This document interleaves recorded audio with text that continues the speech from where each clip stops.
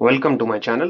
दोस्तों, रिसेंटली साहिबा बाली एक किसी पॉडकास्ट में गई थी और उन्होंने वहां जाके तीन चार बातें बोली और उन्होंने ये बताया कि उनके काफी सारे मेल फ्रेंड्स हैं और एक उनका एक्स बॉयफ्रेंड भी है जिसके साथ वो काफी क्लोज हैं और इस बात से जो उनका करंट बॉयफ्रेंड है वो अनकंफर्टेबल है और उसको लगता है ये रेड फ्लैग है। और किसी दूसरे पॉडकास्ट में उन्होंने ये भी बोला कि वो शादी करना चाहती हैं। तो एक बार जल्दी से दो क्लिप्स देखते हैं, दो वीडियो क्लिप्स साहिबा बाली की, और फिर वापस आके बात को कंटिन्यू करते हैं। I have so many male friends, but whenever I tell a potential partner or I've told my partner क्या बोली boyfriend जो भी, they're always like that's a red flag. Like you can't be so close because प्यार दोस्ती ये types हो जाता है. And I'm very close with one of my exes, and they're like, how can you be close to your exes? Yeah, how can you? That is a red flag. You see, I don't know why this happens. Like in my eyes, I put a thirst trap on my close friends yesterday. Oh yeah. And all my guy friends and all my girlfriends, everyone's like, bro. There's this one male friend of mine who's like a brother. He's like, why aren't you wearing clothes? Like, put something on. I'm like, cool. So you have he's friends safe. like that. Yeah, so you have friends like that. You have brothers, yeah, you have bros. I've always wanted to marry someone who would be a non-industry boy, and someone who is preferably from Delhi. But now that I keep thinking of it, my life is in Bombay, so either this person will have to like compromise a lot with my life, or I'll have to draw a line somewhere and compromise for them. But the last 1 year has been very hectic in terms of dating life, sadly. But I'm ready to get married. Yay! This I've said in the other podcast. Yeah, my astrologer said 2026 is apparently when I'm getting married. तो जैसा आपने video में सुन ही लिया होगा, उन्होंने दो तीन चीजें बोली। पहला, उन्होंने कहा कि उनके बहुत सारे मेल फ्रेंड्स हैं और एक एक्स बॉयफ्रेंड है जिसके साथ वो काफी क्लोज है, और इस सारी चीजों से उनका जो करंट बॉयफ्रेंड है वो थोड़ा सा अनकंफर्टेबल है और उसने कहा ये रेड फ्लैग है। तो थोड़ा इस बारे में बात करते हैं कि क्या ये ओके है या ओके नहीं है कि अगर आपकी वाइफ या गर्लफ्रेंड है उसके बहुत सारे मेल फ्रेंड्स हैं। और वैसे तो ये बहुत ऑब्वियस है कि इस सवाल का जवाब क्या है और हम सबको इसका जवाब पता है, पर फिर भी थोड़ा सा इस बारे में डिटेल में चर्चा करते हैं। पहली बात तो, अगर आपकी वाइफ या आपकी गर्लफ्रेंड के बहुत सारे मेल फ्रेंड्स हैं तो कहीं ना कहीं उसके बॉयफ्रेंड के अंदर या उसके हस्बैंड के अंदर एक डिस्कम्फर्ट रहेगा, एक इनसिक्योरिटी रहेगी, और वो थोड़ा सा इस बात को लेके कहीं ना कहीं परेशान रहेगा। और ये एक नॉर्मल पुरुष के लिए भी वैलिड है ये बात, और ये बात एक हाई वैल्यू पुरुष के लिए भी वैलिड है जिसके अंदर हाई सेल्फ कॉन्फिडेंस है, हाई सेल्फ एस्टीम है, वो सक्सेसफुल है, अच्छा दिखता है। पर इसके बावजूद भी एक हाई वैल्यू पुरुष भी एक डिस्कम्फर्ट और इनसिक्योरिटी और अपने अंदर एक परेशानी महसूस करेगा अगर उसकी जो वाइफ या उसकी गर्लफ्रेंड है उसके बहुत सारे मेल फ्रेंड्स होंगे तो। और इसके कुछ कारण हैं दोस्तों। इसको अगर हम एवोल्यूशनरी साइकोलॉजी के एंगल से देखें तो जो पुरुष है उनकी जो दिमाग की वायरिंग है वो इस तरीके से है कि वो कोशिश करते हैं कि जो भी उनकी वाइफ या गर्लफ्रेंड को बच्चा हो वो उनका हो और किसी दूसरे पुरुष का ना हो। दूसरा, कोई भी पुरुष जो अपनी वाइफ या गर्लफ्रेंड को रिसोर्सेज प्रोवाइड करता है, अब वो रिसोर्सेज पैसा हो सकता है या घर हो सकता है या सिक्योरिटी हो सकती है, तो पुरुष कहीं ना कहीं ये चाहता है कि जो वो सारे ये रिसोर्सेज अपनी वाइफ या गर्लफ्रेंड को दे रहा है, या अगर वो किसी बच्चे के लिए ये रिसोर्सेज प्रोवाइड कर रहा है तो वो बच्चा उनका हो, ना कि किसी दूसरे पुरुष का। और जो जेलसी एक पुरुष एक्सपीरियंस करता है या जो महसूस करता है वो भी कहीं ना कहीं एक तरह का मैकेनिज्म है वाइफ या गर्लफ्रेंड की चीटिंग को रोकने के लिए। नेट नेट बात यह है कि जो आप डिस्कम्फर्ट या परेशानी या जो जेलसी महसूस करते हैं वो नेचुरल है, और वो एक नॉर्मल पुरुष भी एक्सपीरियंस करेगा और एक हाई वैल्यू पुरुष भी एक्सपीरियंस करेगा जिसके अंदर बहुत ही ज्यादा सेल्फ कॉन्फिडेंस है या बहुत सक्सेसफुल है या गुड लुकिंग है।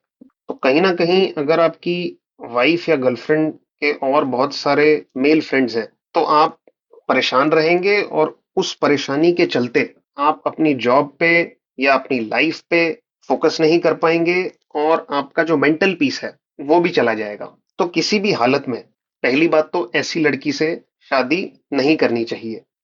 दूसरी बात, ऐसी लड़की के साथ गर्लफ्रेंड वाले रिलेशनशिप में जा सकते हैं, कोई प्रॉब्लम नहीं है, और आप गर्लफ्रेंड बनाइए, लाइफ एंजॉय कीजिए। पर अगर आपको लगता है कि आपके मेंटल पीस पे असर पड़ रहा है और आप परेशान हो रहे हैं, अपनी जॉब पे फोकस नहीं कर पा रहे हैं, आपका मेंटल पीस चला गया है, तो फिर ऐसी रिलेशनशिप से निकल जाइए। अच्छा, ये मैटर नहीं करता, इस बात से फर्क नहीं पड़ता कि लड़की की इंटेंशन क्या है। लड़की के बहुत सारे मेल फ्रेंड्स हैं, पर उसकी इंटेंशन अच्छी है, वो सबको भाई मानती है और उसका कोई इंटेंशन नहीं है कि वो अपने बॉयफ्रेंड या अपने हस्बैंड के ऊपर चीट करेगी दूसरे पुरुष के साथ, अपने दूसरे मेल फ्रेंड्स के साथ। तो उसकी नीयत कैसी है या उसकी इंटेंशन कैसी है, उससे फर्क नहीं पड़ता। उसकी इंटेंशन अगर अच्छी भी है, तो भी उसका जो हस्बैंड है या जो उसके बॉयफ्रेंड है, उसको फर्क पड़ेगा। उसको एक डिस्कम्फर्ट और एक इनसिक्योरिटी महसूस होगी, जो उसको परेशान करेगी। दूसरी बात, ये ज़रूर मैटर करता है कि उसके मेल फ्रेंड्स हैं बहुत सारे, तो ये मैटर करता है कि वो उन मेल फ्रेंड्स के साथ करती क्या है। क्या सिर्फ वो नाम के मेल फ्रेंड्स हैं? तो उस केस में उसके हस्बैंड या बॉयफ्रेंड को ये चीज़ शायद ना खटके। पर अगर वो अपने मेल फ्रेंड्स के साथ रोज़ पार्टी करती है, घंटों-घंटों फ़ोन पे बात करती है, इंस्टाग्राम पे चैट करती है, उनके साथ डिनर पे जाती है, वेकेशन पे जाती है, मूवीज़ देखने जाती है, तो हाँ, वो एक बड़ी प्रॉब्लम है फिर, जो कि हस्बैंड या बॉयफ्रेंड को अफेक्ट करेगी नेगेटिवली। और इस बात में कोई दो राय नहीं है कि चीटिंग का रिस्क तो बिल्कुल है। अगर आपकी वाइफ के या गर्लफ्रेंड के बहुत सारे मेल फ्रेंड्स हैं, तो चीटिंग का रिस्क बिल्कुल है। आप दोनों के बीच में कुछ अनबन हुई, ये एक सिनारियो हो सकता है। ऐसे कई सारे सिनारियो हो सकते हैं जिसमें चीटिंग का रिस्क काफी बढ़ जाता है।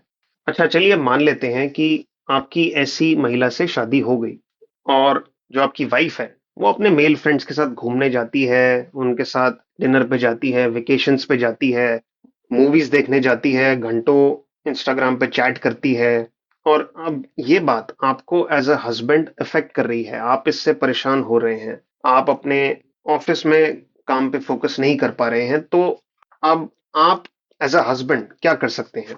देखिए, सबसे पहली चीज तो आपको ये चीज अपनी वाइफ को क्लियरली बतानी पड़ेगी कि आप इस चीज से कंफर्टेबल नहीं है कि वो रात को अपने मेल फ्रेंड्स के साथ पार्टी करने जाती है या मूवीज देखने जाती है। तो आप इस चीज से कंफर्टेबल नहीं है और आपको क्लियरली बताना पड़ेगा कि आपके लिए as a man, as a husband, क्या एक्सेप्टेबल है और क्या नहीं एक्सेप्टेबल है, क्लियरली बताना पड़ेगा।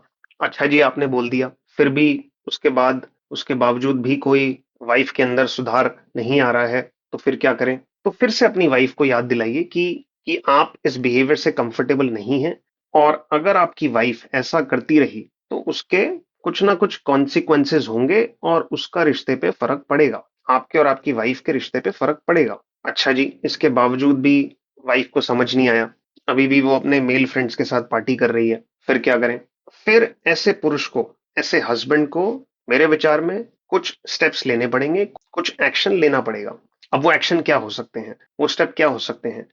वो एक्शन या स्टेप हो सकते हैं कि आप अपनी वाइफ से थोड़ी दूरी बनाइए, थोड़ा सा अपने को अपनी वाइफ से इमोशनली डिस्टेंस कीजिए, उसको अटेंशन देना कम कीजिए, उससे बात करना कम कीजिए, अपनी लाइफ में बिजी हो जाइए, अपने दोस्तों के साथ वक्त बिताइए, आप भी बाहर जाइए, आप भी अपने दोस्तों के साथ टाइम बिताइए, अपनी लाइफ पे फोकस कीजिए। हो सकता है आपके इस बिहेवियर से आपकी वाइफ में थोड़ा चेंज आ जाए या वो सुधर जाए। पर हो सकता है आपने ये सब किया, इसके बावजूद भी आपकी वाइफ में कोई सुधार नहीं आया, तो फिर क्या करें? फिर दोस्तों, जो आखिरी स्टेप बचता है, वो है डिवोर्स।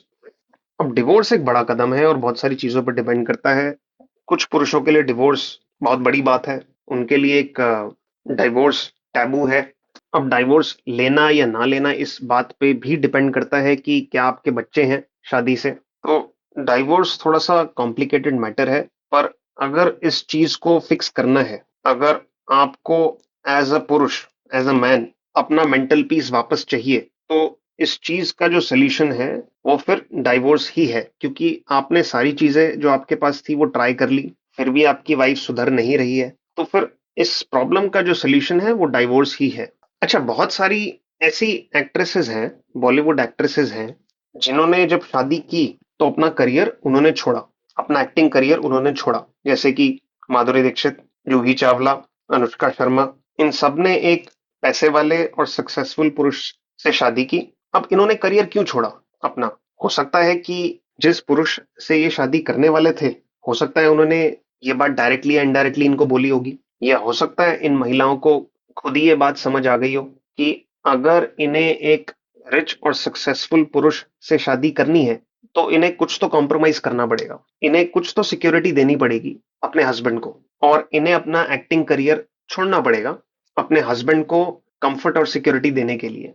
तो ऐसा नहीं है, कुछ महिलाएं हैं या हमारे पास एग्जाम्पल्स हैं जहां पे महिलाएं इस तरह के प्रोफेशन में थी, जहां पे वो सराउंडेड रहती थी, वो घिरी रहती थी पुरुषों से, और उन्होंने अपना वो प्रोफेशन छोड़ा क्योंकि वो कंफर्ट और सिक्योरिटी देना चाहती थी अपने हस्बैंड को। और दूसरी तरफ ऐसे भी एग्जाम्पल्स हैं जिन्होंने अपने हस्बैंड को कंफर्ट और सिक्योरिटी नहीं दी, जैसे कि धनश्री वर्मा हो गई या कुशा कपिला हो गई। दोस्तों, वीडियो अगर अच्छा लगा हो तो जरूर लाइक कीजिएगा। Thank you.